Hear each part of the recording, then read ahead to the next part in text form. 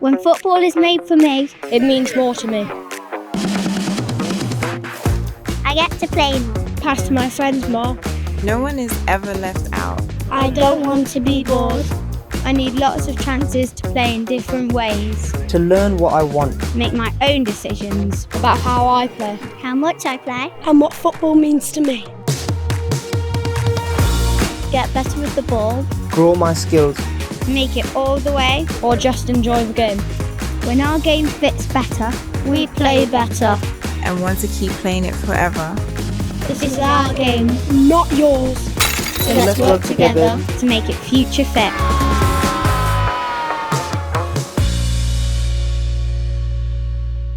Welcome everybody. We're down here at Easington Sports Club in Banbury.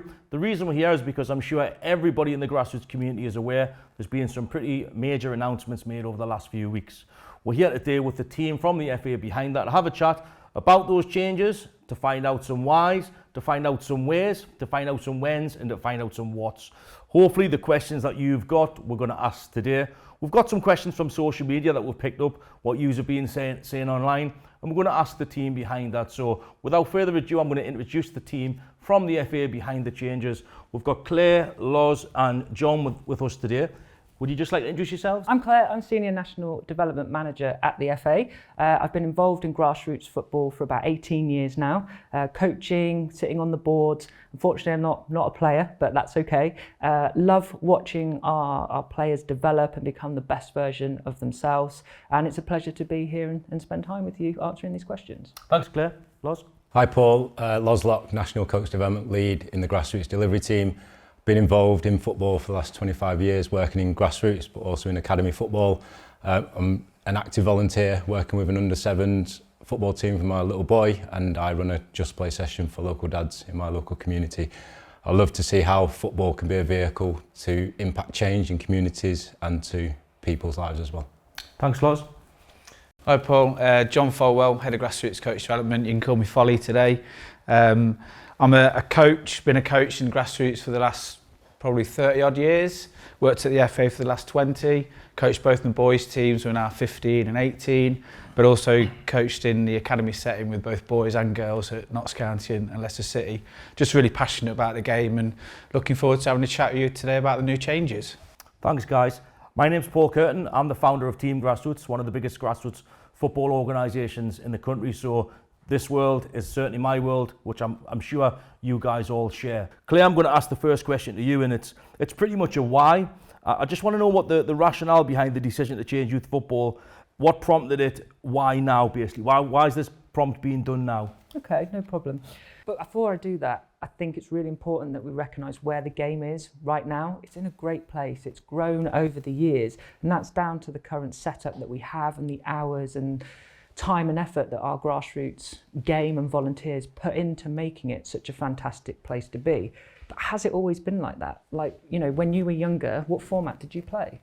Well, I'll give away my age if I tell you that, but it was a definitely 11-a-side game when I was a junior player. And that's 26 years ago now. You know, that was our very first change that we brought in. It was the introduction of 7v7.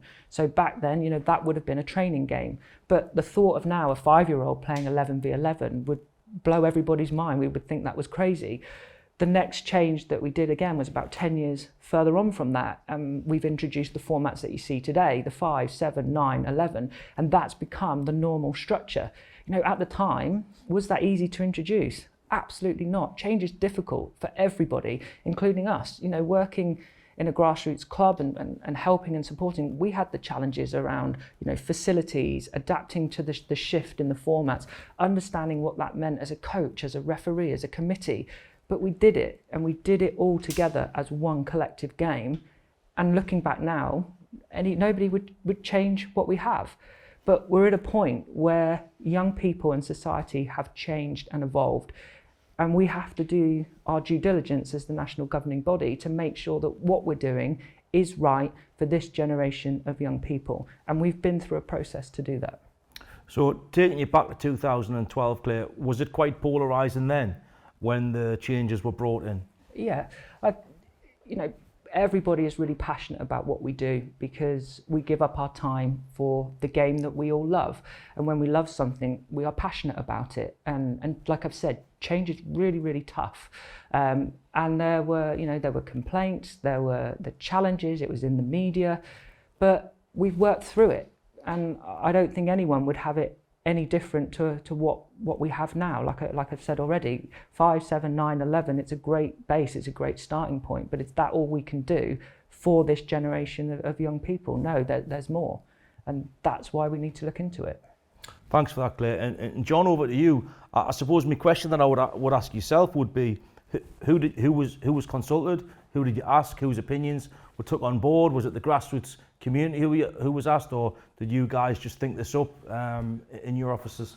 Yeah, I mean, as Claire sort of mentioned already, there's a lot of thought that's gone into this already over a period of time, but you know, the announcements have come in the last couple of weeks, but the project has been going on for over 2 years. It started off with a phase of sort of listen and engage, where we went out to the communities across the regions and listened to different stakeholders and different volunteers, people that are in the game, to say what's going well, what things could we change and improve. We then went and partnered with the University of Liverpool, John Moores University, and they did a huge study where we looked 400 games across under 6s through to under 14s, both boys and girls, but grassroots games. They were able to video these, analyse them, and it really helped us understand what the physical activities levels were, but also how many technical actions people would get, whether that be in possession or out of possession. And we could see that the smaller formats really gave us a heightened physical activity for everybody involved, and really made the engagement of the game and the touches and the things that the activities that kids are involved in went up as well. So the technical action return was massive. So we know that the smaller formats gives us those returns. We've also shared that information with our European counterparts. We've found out what they're doing. A lot of them play smaller formats already. They're going through some changes themselves. We spoke to the Belgium, the Dutch and the Germans. And it's really good to understand what best practice looks like on the continent as well. And also as part of our grassroots strategy, we did some conversations with the game which help inform what the current strategy is. And this came out as one of those things that we needed to look at, and some of the recommendations that we then shared across the game. And finally, what we've done is not just come up with recommendations, we've actually gone out and done some testing. And Loz has been involved in some of that. Yeah, so we've done a series of testings across the country, and I was going to talk to you a bit about the one that I've done in the south. So what we did, we worked with a couple of grassroots clubs where we've invited a group of under 7s and under 8s where they come along to play 3v3 format. And what's really interesting is that in terms of the physical returns and the actions is I coach an under 7 team, and when we play on a Saturday we have 3, sometimes 4 subs, and it's really hard to get the players on and off. So often in a 40-minute game they probably play roughly around 20-24 minutes. So what we did with the 3v3 testing is actually they come for a full hour and they're engaged for that full hour. So in terms of that technical return, they're getting far more of that. And over the weeks that we've been doing it, so we've been running it for about 6 months, is that the kids are starting to buy into that 3v3, and they're coming in, and straight away when they get on, they're active straight away. And when they come off the pitch, they're physically really tired. And I've noticed that with my little boy, that on a Sunday when he comes away from football, he's ready to have a rest, whereas on a Saturday he's like, can we go out and play again? So in terms of that technical return, that physical return, he's getting far more of that. Also, that social return is meeting new friends. So usually he plays with the same 9, he plays a team, doesn't really get to talk to them. But with the testing that we've done, he's meeting new players every week. And that's really fascinating to see as a parent, but also as a coach. You're seeing him interact with other players are bringing him in. From an ability point of view, he's mixing with different abilities as well. So you're starting to see players that usually you see on a Saturday where they're playing 5v5, where they sometimes get exposed, but in that 3v3 setting, because the games are shorter, but he's getting more types of games, actually those ones with less ability are able to get more returns and develop themselves in a different way. So the testing that we've done for the last 6 months has been fascinating. One, from a parent's point of view, but also from a coach's point of view, you're seeing different returns from the kids. What's been the feedback from the children on those testings? That's been interesting as well. So, you know, kids at 6, 7, they're honest with you. So I remember the first week we'd have a couple of kids that didn't want to do it. And over time, from developing that environment, using the coaches that come along to support, we've created the environment where they're able to play with their friends to begin with, but actually halfway through we're able to mix them with different players. And over time, in fact, my little boy said it the other day. I asked him, what did you enjoy? He goes, I really enjoyed that smaller format, because when we were training, there was a kind of a 5v5, 7v7 game going on somewhere else on the other side of the Astro. And ours, we carried on with the 3v3 formats. And he was like, I really enjoy this smaller one now, because he's starting to get that understanding. I'm going to get more touches on the ball. I'm able to go and work on my skills. I'm able to play with different players. And I think over that testing period, he's starting to understand that, and some of his friends are starting to come from school and going, oh, quite like this, compared to playing on a Saturday, which has been quite fascinating to see and hear. Thanks, Loz. And there's lots of different participants in the game, but the key participants that are the questions aimed at for my next question is the young players, because I think that they're the ones who's going to be immediately impacted. And my question is, and it's to you, Claire, why is it important to make these changes for our children, and what will they get out of it? Well, I think that leads us on to, I guess, the first change that we're bringing in, which is the introduction of the youth development framework. And this framework is designed, like you said, to put all young people at the heart of what we do. That's taking the children's rights, which, you know, everybody under the age of 18 has, but also the spirit of the game. You know, no matter what format the game is, whether it's a 3v3, a 7v7, a 9v9, 11v11, there is a competitive spirit which we are all aware of and know. And it's that spirit, when we couple those rights together, that helps us create this experience for young players. So you take the example that Loz has just shared. You know, what young 6-year-old wants to stand on the side of a pitch being a sub? They don't, they want to play. So, you know, this is about giving them that opportunity to play. So at the heart, you know, we have the spirit of the game and the rights of the child, but then around that there's 4 areas. One of them is the coaches and the environment that those 2 things create, along with playing opportunities and parents. You know, those 4 things impact positively or negatively on a young person's experience of football. But if we can get that right, those things working together in unison, we're going to get some really exciting outputs. You know, players are going to be more physically active. Folly's already told us that from those studies, those smaller formats, kids are going to get more time moving and running around, which is great because society has shown us currently that physical activity is on the decline. So we're going to get help these kids to be more physically active. More importantly than that, they're going to be better with the ball at their feet, which is, if you're a coach, you know, that's the number one thing that you want. You want technically better players. You know, why would you want to stop a young child's development to be technically more proficient? On top of that, you're going to help them develop holistically, you know, the person that contributes to society. And all of those 3 things will help them have a real lifelong love of the game. You know, they might become that next grassroots coach, the next grassroots referee, the next grassroots committee member, or a parent of their own child coming into our sport that we all love. And that's why. So it's all about maximising a player's experience of football through their lens. And would you describe this as a revolution of football or an evolution of what started 26 years ago, was added to in 2012, and what you're proposing now? For me, this is an evolution. This is about adjusting, making some tweaks and working together again as a game to bring in this next evolution that's right for this generation of players. So we've heard the whys, so thank you for that. I really appreciate that. That certainly builds some context. I think what everybody watching wants to know now is the what's. What's happening, please, guys? John, would you like to start us off? Yeah, that's fine. And I think at a real zoomed out level, Claire mentioned the youth development framework, and we're really focusing on the player experience and the formats and the opportunities that they're going to get as playing the game. So they're the initial changes, and there's 3 things really. One is, can we introduce our youngest players to a smaller format, which will be 3v3? Can we keep them in smaller formats for a longer period of time so they get more touches of the ball, more physical activity returns?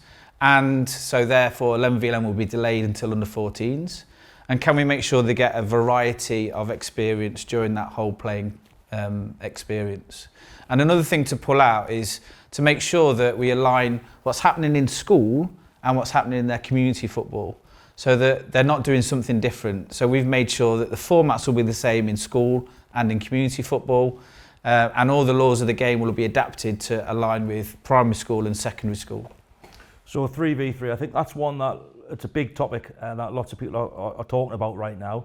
Loz, can you just paint a picture of how that's going to look from a match day perspective? So if you're a coach or if you're a player, what can they expect? What does that look like?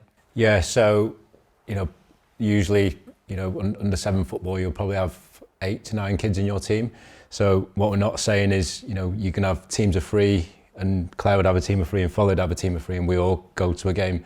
So you'd still have your group, and what you'll do with your group, you'll still train them as a normal midweek training session. But when it comes to the match day, I might come and meet your team, and we might bring 18 kids together. And with the 18 kids together, we may set up 3 pitches, and they will play their 3v3 games, and they'll rotate across the hour that they get. It might be where another point in a league where Clare might bring a team, you bring a team, I bring a team, and Foley brings a team. There's 4 teams, and we may have 24 kids, and utilising the space that we've got, we'll set up a festival approach where the kids will have the rotation of games between 7 to 10 minutes, and every 10 minutes they'll have a swap around, and they'll go and play as many 3v3 games in that hour that they've got. So I know some of the questions that people have asked me are things like referees. Can you debunk this? Or will we be having referees? Yes or no? No, there's no referees in this, and with the testing that we've done is with the adult volunteers or the coaches, they oversee the game, and their role is to ensure that the kids are having a good time, ensure that the kids are safe and they're playing in a safe environment. There will be a pitch coordinator who will oversee the pitch, and his or her role is to ensure that all the games are running smoothly across that hour that they've got. So the testing that we've done is that the kids self-referee the game, and the adult or the person that's in charge is there to oversee it and ensure that the kids are moving swiftly into second games, third games, fourth games, and so forth. So self-refereeing by the players, I can imagine that probably is going to be a concern for people watching. How do you see that in a practical sense playing out? You've done the testing yet?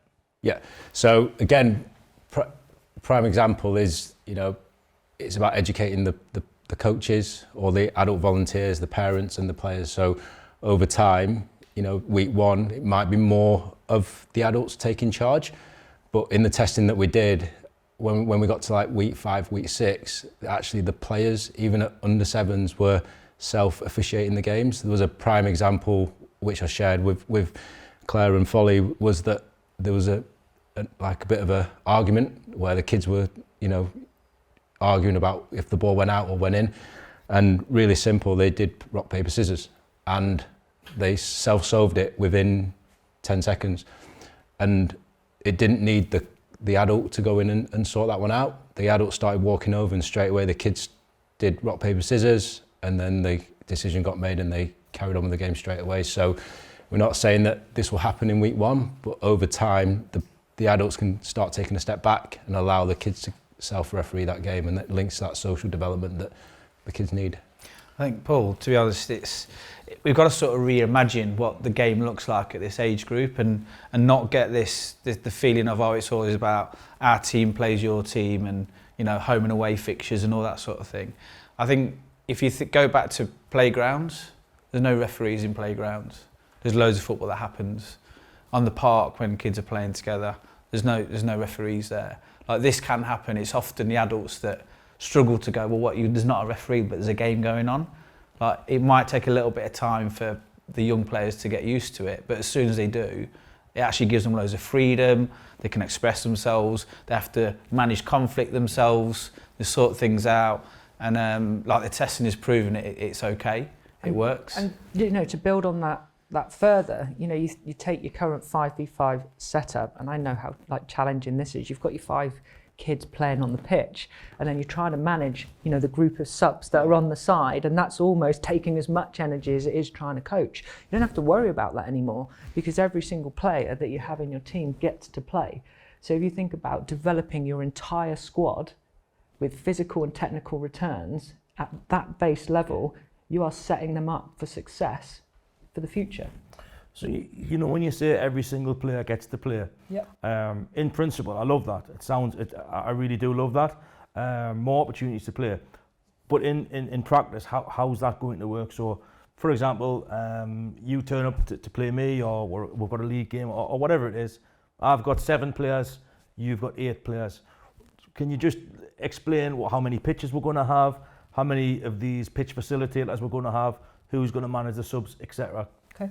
I'll take the pitches. So you think about what you currently have for 5v5. You have one pitch. That's exactly the same. You're going to need your 5v5 pitch. And all you're going to do is split that into the number of 3v3 pitches that you need. There is a gap between those pitches. So taking your example of our 2 teams, we then split those children across those pitches. If we've got an uneven number, okay, we play underloaded game. Therefore, you've got the opportunity to give a real different challenge of what's it like to play 2 against 3. And that gives, as to John's point earlier, some more variety and richness and problem solving and decision making than if we always give them the same thing week in, week out. So I may have picked this up wrong, but it sounds like you're describing something that's not a one size fits all for everybody. Is that fair, John? Yeah, I mean, I think we're trying to give people some really clear guidance about what we want it to look like, but then each club will have their own facility requirements, their own squad sizes, their volunteers and coaches or adult helpers. So there has to be this flexibility, but we're giving people guidance to work within. And do you see this happening within a league format, or do you see it more happening within a social format where one club invites another club, and it's done within the boundaries of a club setting? Yeah, look, I'm happy to take that. I think it can be both, absolutely be both. I mean, we know there's some fantastic leagues out there that do some of this work already. We also know that clubs come together through social media and take teams and do round robins, and also clubs can do this as like an internal piece. They might have, 30 under 7s, and they go, well, let's get 10 teams to go together and get 5 games going. So there's stuff you can do internally. You can do it almost like an intramural. Work with local clubs yourselves, but also through a league competition as well. And could you give us some examples of what happens? You said that you were in conversations. I think you said the Dutch FA, and I think you said the Spanish FA. Can you give us some tangible benefits that they're seeing when they're trying the 3v3 formats? Yeah, they have some different models. So the Belgians have a very clear early age, I think it's 2v2, and they go to a 4v4. Germans have started to do some 3v3 stuff. But again, whether you choose 2v2, 3v3, 4v4, the essence of it is about having more goes. So if you've got smaller pitches with smaller amount of players on the pitch, everybody gets more opportunity to have a go, whether that's tackling more people, blocking more shots, whether that's running more, whether it's having more touches of the ball. They just get more opportunity to have a go at everything, and therefore surely players are going to enjoy it more and get better at those things. Well, how amazing is it for a young child to go and score a goal at that youngest age? For some children, they don't score a goal until they're 8 or 9. In the testing, they were so happy. Every child playing in every position, having loads of touches, loads of chances to try and score a goal, loads of chances to try and stop a goal. And if you go back to that model and putting the child and the experience at the heart, that is the spirit of the game in a nutshell, coming to life for those young children in 3v3. We had that at the testing, and prime example, there's a boy and he was an under 8 that came down to the testing, and he really struggled in like mainstream 5v5 football because he had SEN. And he came to the 3v3, and I've never seen a boy so happy when he scored his first goal. And from chatting to him and chatting to his dad at the end, he said, this is the best environment my son's had. And he's 8 years old. He's been trying to play football for the last 2-3 years, and he's just really struggled playing in that kind of team where they've got to travel to another venue, they've got to play a team that they don't know. But seeing him in that 3v3 testing, he's come back every week since then, and he's like, oh, when can I sign him up for this? And they're the things that we want, is to give players choice, because naturally he's playing against boys and girls who've been playing football for much longer, but he's only really given it a really good go in this last 6 months. And to see that smile on his face when he scored that goal, that was priceless. And I think they're the opportunities we want to give every single child that comes along to these events. And then take that to the other extreme of players that maybe have played the game for a little bit longer, and you'd say, well, will a 3v3 challenge them with their technical capabilities? Well, yes, it will. Can you beat one player? Can you beat two players? Can you actually find a way to pass in the game when it's not designed to do that? Those children that are really striving, could you put them into a 3v2? Because that then really stretches and pushes them to develop them even further. It naturally finds a way to differentiate and incorporate everybody. So is the goal to make young decision makers? Is it for more skillful players? Is it for them to be a little bit more comfortable on the ball? What's the main driver? What's the key driver for 3v3? I think, look, we're trying to develop more skillful players. And when we talk about skill, we often talk about your sort of Messis or your Lauren Kemps, those players that can take players on 1v1, which is absolutely what we think this will help us with. But also you can be a skillful decision maker, you can be a creative thinker, you might read the game really well, you might be a really skillful defender because you see danger, or you're brave, or you spot space and you can intercept things. So skillfulness in its whole piece, and we think this will really help us as an entry or introduction to the game. And most importantly, if they really enjoy their experience, the more likely to stay at it, and the more that they play, hopefully the better they'll get.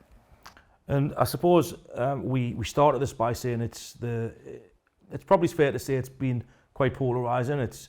There's views on both sides, some people for, some people against. What's the main pushback that you felt, Claire?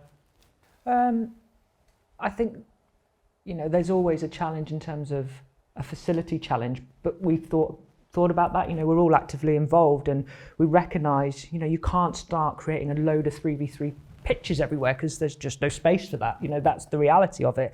But what we do have is a space that you currently use for this age group that can be split, that lets more kids play.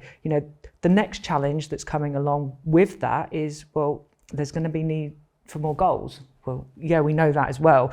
A lot of goals, 18,500 goals, but we've got a plan in place to try and support and help that.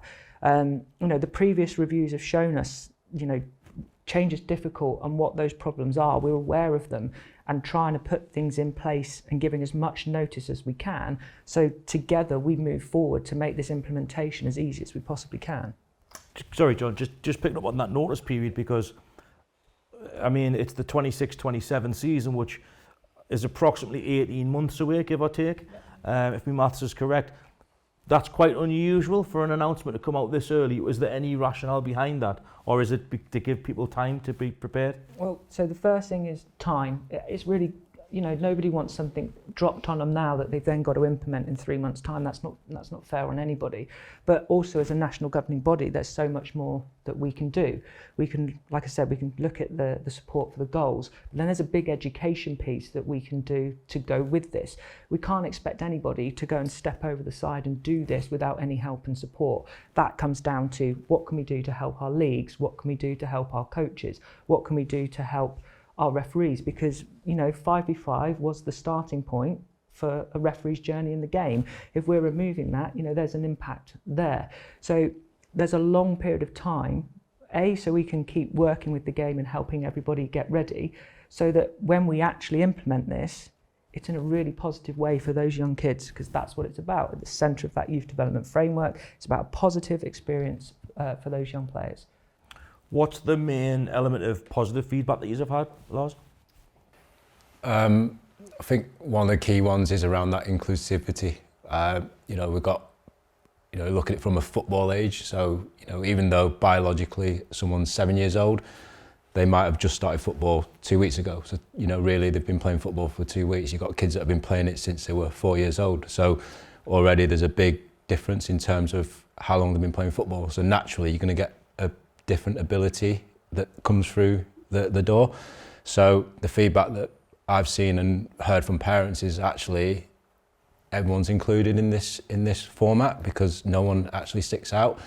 I think the key one is around scores. So, you know, naturally kids want to win and no one likes to lose because, you know, at that age everyone wants to win. So because the games are so short, is by the time they get onto the next game, they've already forgot about the score. So that's been a big one. So, you know, those car rides home, I remember my little boy, his first game he played, and Folly knows this because I had a meltdown with him. And, you know, it took us a good week and a half to get past it. I remember driving past the place that we played at and my little boy said, "Oh, we're playing there again," because of the first experience of football. Whereas because we're playing these short, sharp games, they're not thinking of the score, they're just thinking of having a good experience. So the feedback from parents, from the players is actually the score isn't as important, but they're still getting to win games. They're learning to lose, they're learning to win. And I think that has a massive impact on kids' enjoyment and for them to come back again. So I think we need to keep kids coming back, and that match day experience is that should be the best part of the week. It shouldn't be the worst part. So for me, like as a parent, as a coach, is actually we want more kids coming to play, and if we can create that environment where kids are enjoying it, but it's not necessarily about the score, then I think we're doing the right thing. So, as I see it, it's very much child-led, child-friendly. On a match day, it looks like you're going to have multiple short games, as opposed to one 30, 40-minute game. Am I picking that up right? Yeah. With no referees? Yeah, that's right. So I've picked up a few concerns. Some of these are ones that I've thought through. Some of these have been sent through to us to ask you guys. So there's not enough pictures and we're going to need more pictures. Is that correct? No, I mean, it's part of the sort of planning and the consultation around this. And we're all involved in the game, and my club haven't got any more pitches. I haven't got any more pitches no pitches. either. And we know that's the number one challenge in grassroots football. So you can use the existing 5v5 pitch, and you can use that to cut it up into 3 or 4, whatever you need, to be able to put your 3v3 on. So no, you don't need more pitches. So the pitches that the under-7s are currently using, they'll still use them, but we'll have more games going on there. Exactly, and more players on there. Goalposts, we haven't got enough if you're going to make these big changes. Is that correct? Yes, at the moment we don't, but we're doing something about it. We knew very early on that we'd need 18,500, and we're looking into a way that we can support the game with that. And like I said, we're 14 months away, and when we've got more definitive details, we'll share what that is. But, you know, we did this, like we said, 12 years ago, and goalposts were a big challenge. So, you know, we know that, and we're looking and starting that road to making sure there's a solution. And what I would say, Paul, is that yes, we all want proper goals, but you can do this with cones and discs, or a tree and a bin, is what you do in the playground. So there's ways around it. Volunteers, obviously this is going to rely heavily upon volunteers, as it currently does. Will we need loads more volunteers, and where we're going to get them from? Not in the current format. You know, usually under 7s, under 8s, under 9s, there's always 2 coaches, so 1 assistant and 1 coach, but still that, you know, 2 adults. Referees, there's not going to be enough referees to cover all of the 3v3 games. What we're going to do about that? As we mentioned earlier, it's going to be self-managed. You'll have adults around the pitch that will help facilitate the movement of the players onto the right pitch at the right time. And then, as Loz has already mentioned, players will make their decisions. And it will take time, but they'll get to do it, and they'll find different ways of being able to do that. And like I said, there's going to be a comprehensive education package that goes with this, that gets those that are involved in 3v3 equipped and ready to be able to do it. They're not on their own. Goalkeepers, is it detrimental to the development for goalkeepers? I think this is a really interesting one. So if you watch any sort of live football at the moment, goalkeepers have to be really technically good with their feet. We think this is actually going to help them, because they can have a full season, if they like, playing outfield, really getting to, you know, used to the ball. And it's not a position that you have to be an early specialist in. It is a position we know there's lots of stories where people have gone into goal when they're in their teens. So no, we don't think it's detrimental. We think it'll be a benefit. With these changes, how will the number of players needed per team impact on leagues? Do we think we'll have more players per team or less players per team? Well, we take what we currently have, which Loz said earlier, the average size of a 5v5 squad is 9 players. If that stays as it is, the impact is exactly the same. So is that 3 teams or is that?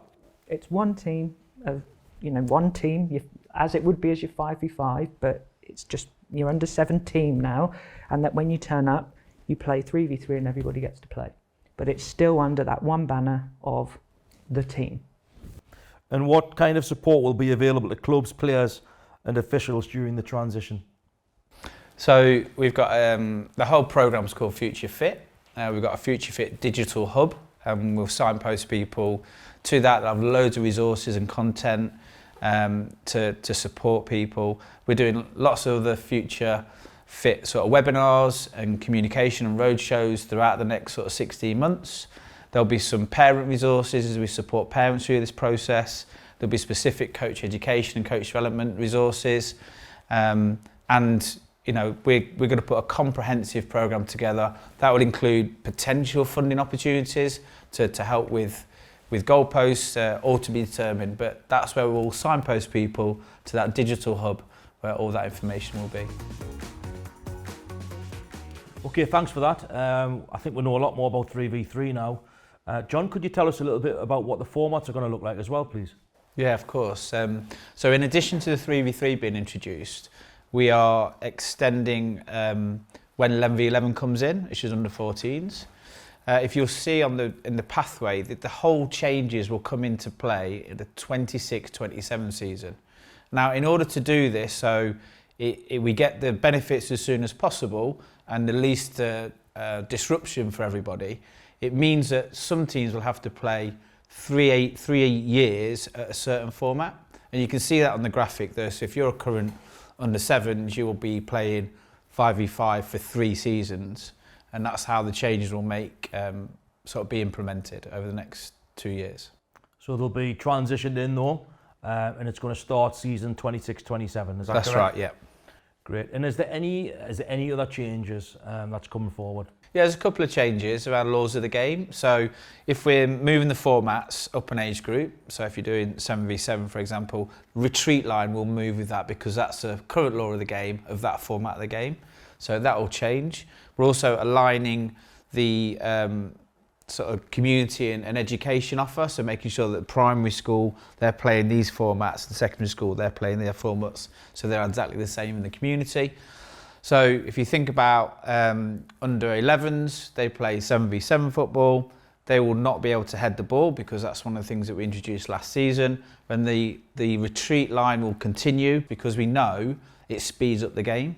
And that means we'll get more technical actions and more physical activity returns. Are there any long-term goals that the FA is looking at with this, Claire? I wouldn't say there's long-term goals, but there are other areas that we're looking to explore. Folly spoke to us about the format study with Liverpool John Moores University, and we've now got a load of information that shows us the benefits of playing up a format, playing down a format, down to those technical and physical returns. So the question we need to ask ourselves is there a role for variety within the diet of our grassroots game? Now, that's not something we're going to be looking at right now, because right now we're focusing on the next 14 months. But we are going to work with the game to explore what that means, if anything, for our game.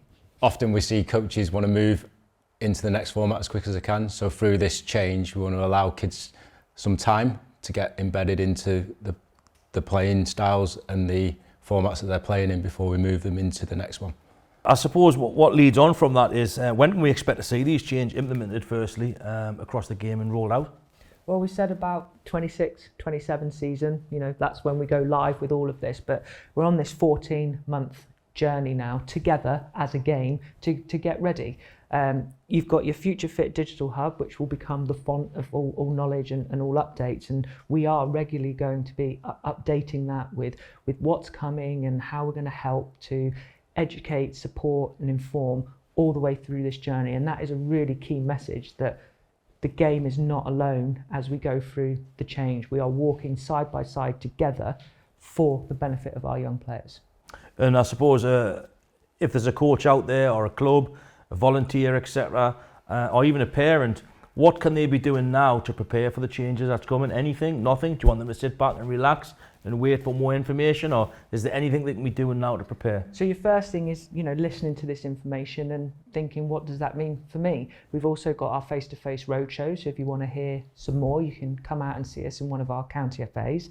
We'll have a podcast series and we will keep you regularly informed. So keep visiting back to the FutureFit Digital Hub, and that will, like I said, be your font of all updates and all knowledge. And when you have questions, there is an FAQ section on there, and we will continue to build that as more questions come in from our grassroots volunteers that we will answer and put out there for everybody to see. Because if you have a question, Folly will have that, probably the same question as will Loz, and we're here to answer that and keep everybody as informed as we possibly can. Is there anything that you feel that we haven't covered that you would like to cover now?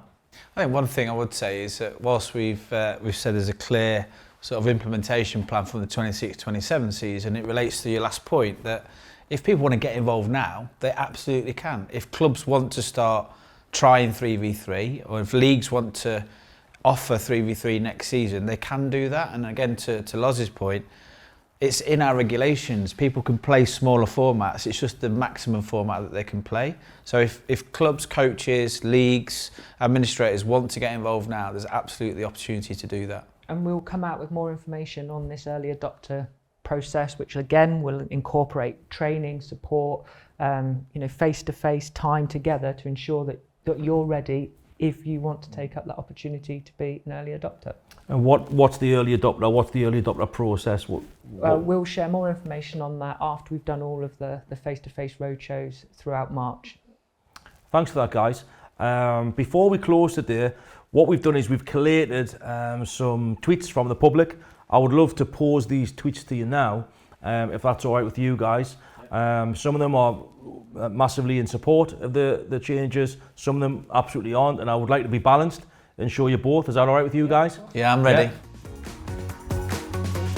Where we're going to get extra volunteers for small-sided games, especially 3v3 out under 7, says the first tweet. I think, as we mentioned earlier, Paul, we don't envisage that they will need extra volunteers, because we're saying if you're already doing under 7's 5v5 squad, you need to have 2 adults who are DBS checked as a minimum. So you won't need any more than that to be able to do what we're asking you to do.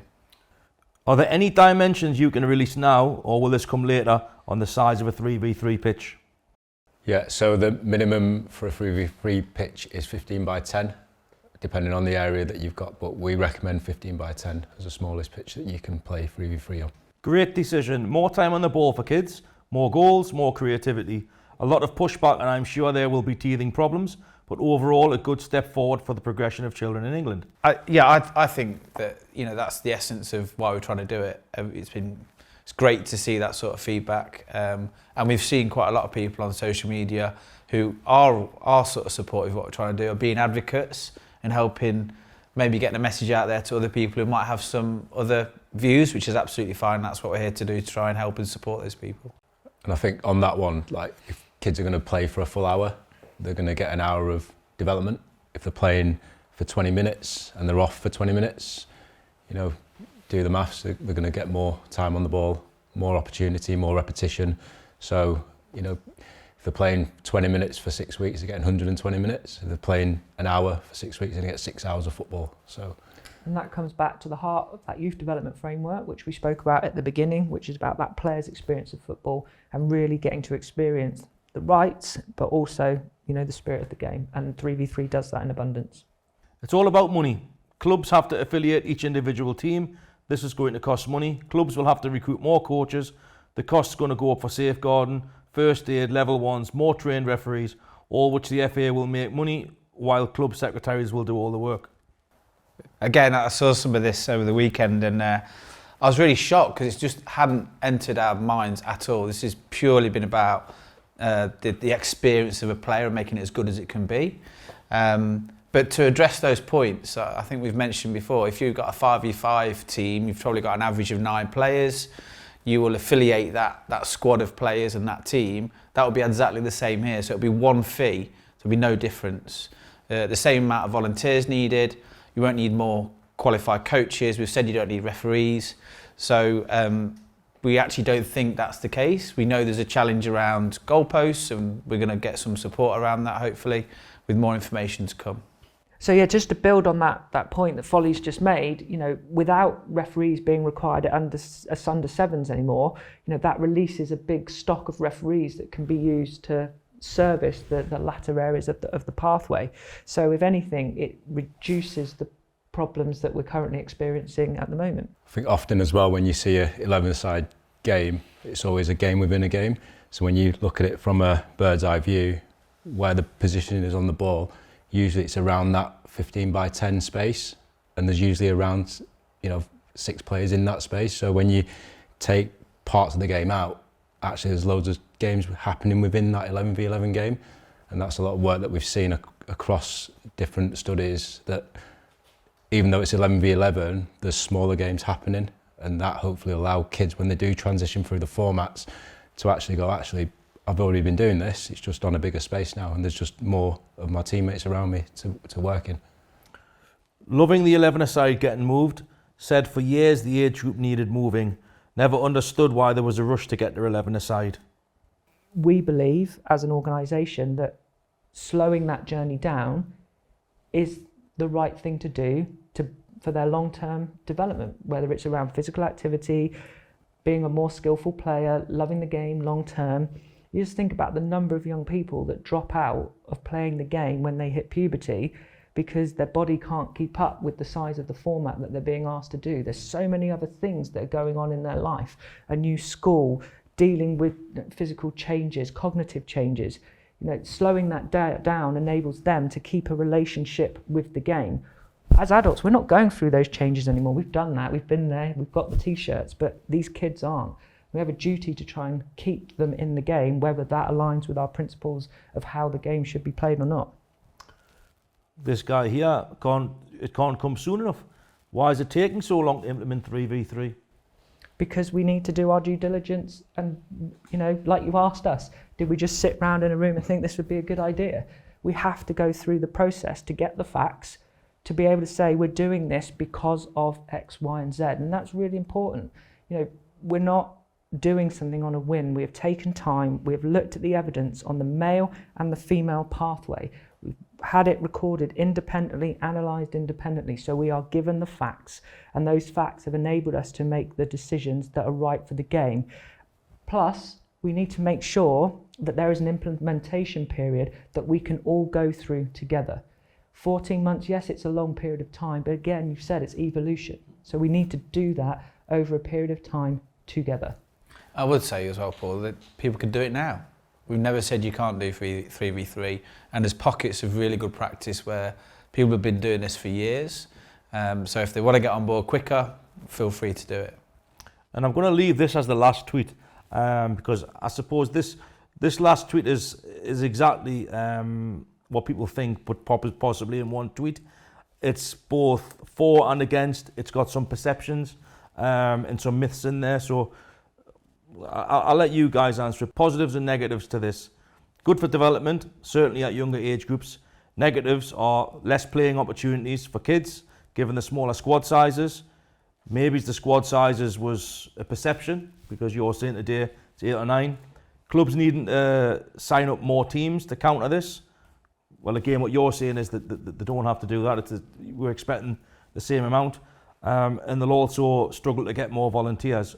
But you're saying we're not going to need any more volunteers.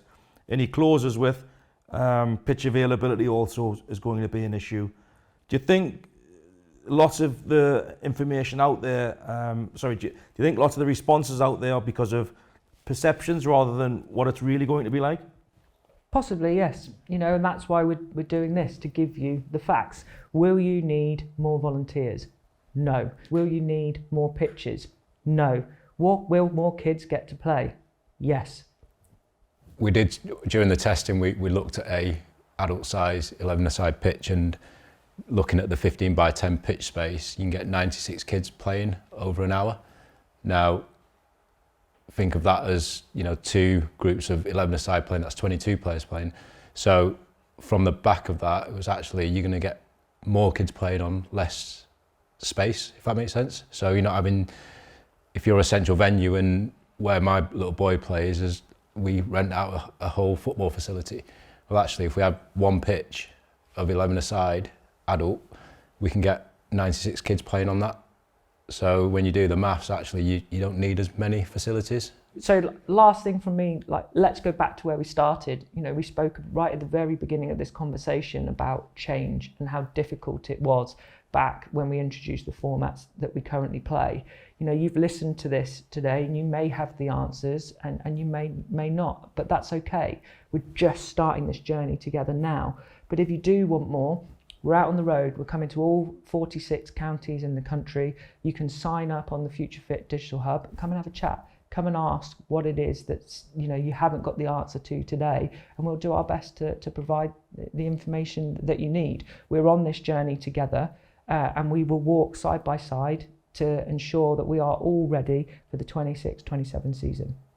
Thanks, Claire. And John, I'll leave the last word to you. Is there any last message that you would like to deliver to the grassroots community before we close off today? I think just to add to what Claire's mentioned here, when we get these opportunities, I think it's always right to thank everyone. Thank for what they do day in, day out, week in, week out across the country. Without these people giving up their time, grassroots football doesn't happen. So as Claire said, we'll be with you along this journey. So thank you for what you do, and we look forward to working with you to make the game even better for our young people. Well, thank you, Folly, Loz and Claire, thank you today. I really appreciate that. Hopefully everybody watching has got the answers that they're sitting there with. Thank you for giving us the opportunity to ask you the questions to hopefully inform what the future is going to look like for grassroots football. Thanks, guys. Thanks, Paul. Thank you. Thank you.